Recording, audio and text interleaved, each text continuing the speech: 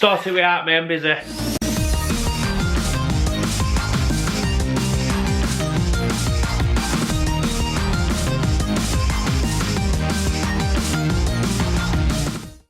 Yes, it's Friday night and it's actually Friday day and I'm doing a bit of DIY. Lucky enough, something's gone terribly wrong and I need Joe to point it out, and Jessica's sleeping on Joe. So I thought, right, I'll get the Friday night rant done nice and early so it's done and hopefully uploaded in time. And fingers crossed this week we are actually set to manual focus. There's none of that awful crap that was happening last week. I've completely forgot how to use this camera, so hopefully over time it will come back to me and I'll get the colours right and everything. But let's jump into what we've got to talk about this week. Now, first of all, Tropico. Oh my God.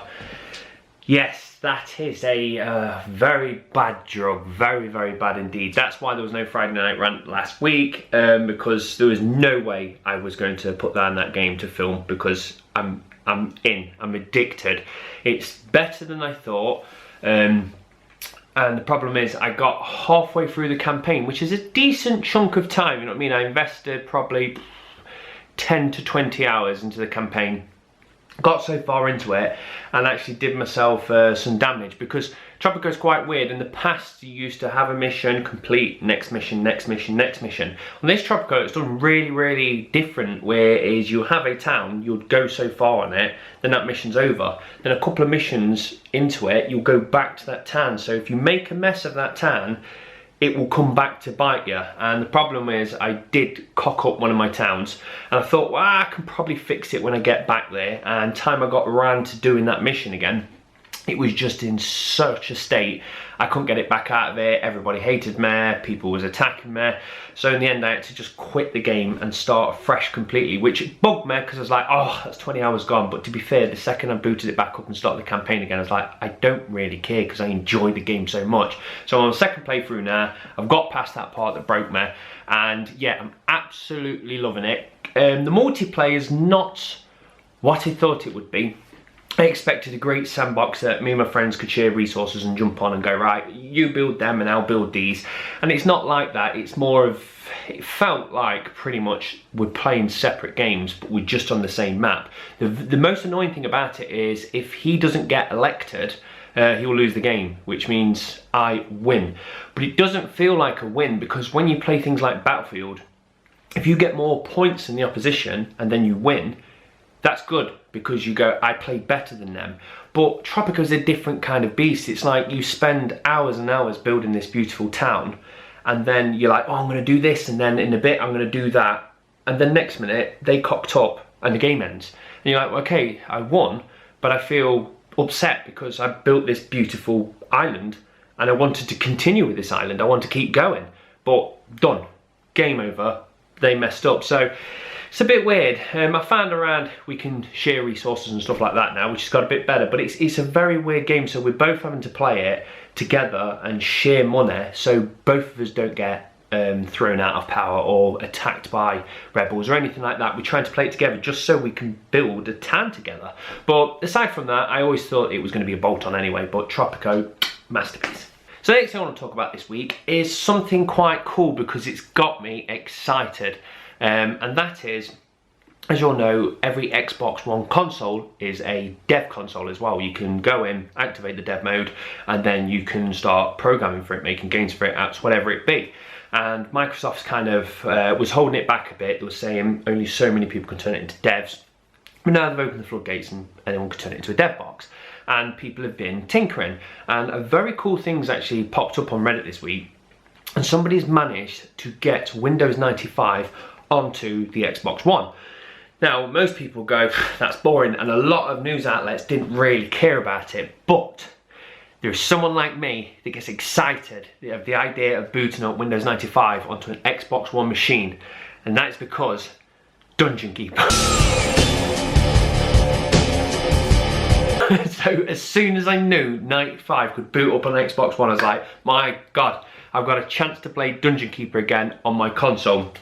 Because, yeah, I've got a PC here, I could play it on here, and I've said a million times why I don't like playing on the PC. So I'm getting closer to getting my Dungeon Keeper fix. But after watching the video, you do see that it actually runs like complete garbage when it boots up. It's laggy, even just going through the Windows 95 menus, it's very slow.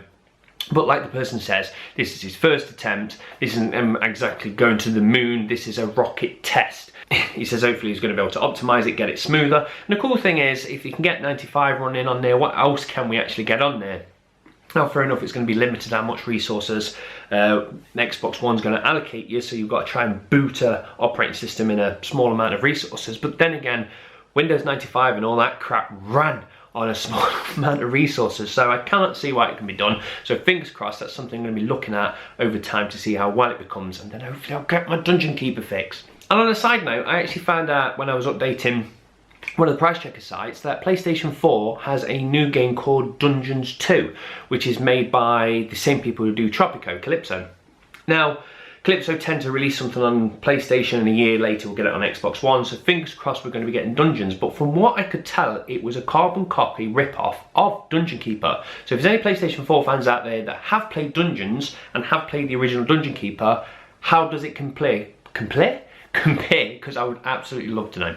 So I'm going through this quite quickly, but that's because Jess will wait and I have got many things to do.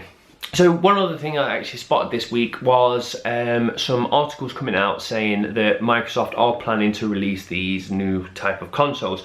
But as you can tell, I don't know much about it because I start to read the article and it says Microsoft is rumoured to be doing this thing at E3. And I just stopped. I thought, I'm sick and tired of going into E3 half knowing everything.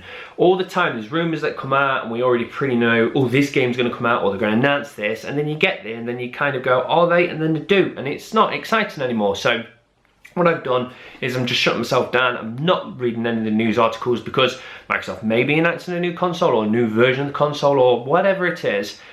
When they do it, I want Microsoft to do it and I can be excited because it's a new product. I don't want it to be leaked by IGN or this NeoGAF bullshit and all that lot. So I don't know what is being released, and fingers crossed we ain't got to wait too long because there's only one more Friday Night Rant, which will be next week, and I'll probably talk a bit about E3, what I expect and hope to see, and then after we should be talking about all the goodness that came from E3. So the last thing I want to talk about, and I just thought I'll keep it to the end because it might be a bit long-winded, and that is, I was talking to one of the guys about a particular genre of gaming, and it made me question how I think about something, and I don't fully have the answer, and I thought I'd put it out there and see what everyone else thinks. So we'll start this conversation is, one of my friends is a game tester, and he says a game came out and it had a very rapey vibe. So we just start talking about rape games because obviously they are out there. I've never played one, and personally I've never wanted to play one, but they're there. We know it's not a strong, well, we don't know if it's a strong market. I don't know, this is the thing. There is rape games and they exist. And I was talking about how things like that don't end up on Xbox One and PlayStation because obviously they'd market it and say, no, that's not something we want on the marketplace. We don't want rape games. And I would say, rightly so. I don't know what Steam's like for rape games. I'm not massive on the actual Steam library, so I don't know what's on there. But anyway, the point is, you can get your hands on a rape game. And I was saying to the lads, I was like, they're pretty, you know what I mean, anyone that plays a rape game's a bit tapped, it's a bit weird. Why would you play these games? If anything, they should be banned. And the second I said it, I thought, I sound exactly like these soccer mums that say Call of Duty, oh, you're shooting somebody, that's wrong, it should be banned. So, on one hand, you've got these games, these rape games, and people are obviously acting out very bad things, but so are they in Call of Duty, they're acting out murder. They're killing people, and people do protest, oh, you shouldn't shoot people in computer games because you'll go out and buy a gun and kill somebody. And we know that's all bullshit, but I would then say, oh, I won't play a rape game. People that play it probably would go out and rape somebody. Now, it's very naive of me to just cast that aspersion, but the point is, I'm doing exactly what people do to us as gamers about shooting games, and I'm doing it to them. Now, as I said, it is a very darkened thing, and when you play an FPS, you're not doing it to actually put a bullet inside someone's head and see their head explode. You're doing it because you want to have fast reactions and try and beat your opposition. So there is a different kind of thing. You're not doing it for the act of murder, you're doing it just for the fun. But somebody could say the same about rape game. Now, I don't know how the dynamics of one of them games works, but the point is, it did make me question, how can I say something like that is banned, when it doesn't affect nobody, it's a simulation, and the people that play them could say, well, we would never act out these things, just like us do when we kill him. Now, as I said, Call of Duty Battlefield, we are doing it for the speed and the thrill of beating somebody, but there is some games which are quite dark. Even GTA took a bit of a dark turn where you had to torture somebody. Now, there was nothing in that for like the thrill of trying to beat the opposition or anything like that. It was a case of it took it to a dark place and it made you question if you could go through with it, and then you do, and you kind of go, oh, that's a bit bad. But the point is, in a game, someone is being tortured, and somebody somewhere has seen it and gone, that's fucking wrong that they've put that in the game, it should be banned. And I would go, don't be silly, it's a computer game. So how can I say that, but then at the same time say, rape games should be banned? So, what do you think about that, really? Like I said, I don't know much about the genre, but it was an interesting conversation I had with the lads. And how can you say one thing to affect shooting, but at the same time change it to your own means and go, but that can't be included? So let me know what you think. So that's me done and dusted. Sorry it's a very quick one, but like I said, I've got some DIY and I thought it's better to do a short Friday night rant than not one at all. Plus it's me getting back into the idea, getting the camera and having the routine of doing it. Hopefully I'll be looking at more news after E3. I kind of don't want to look at anything, don't want to spoil anything, but once E3's passed, I'll start checking all the news websites out again. And yes, very interesting topic. What do you think about rape games? Should they be banned or should they be classed with everything else? It's just a simulator for fun. So, as always guys, thank you very much for watching and I hope you have a great weekend. Cheers guys, bye.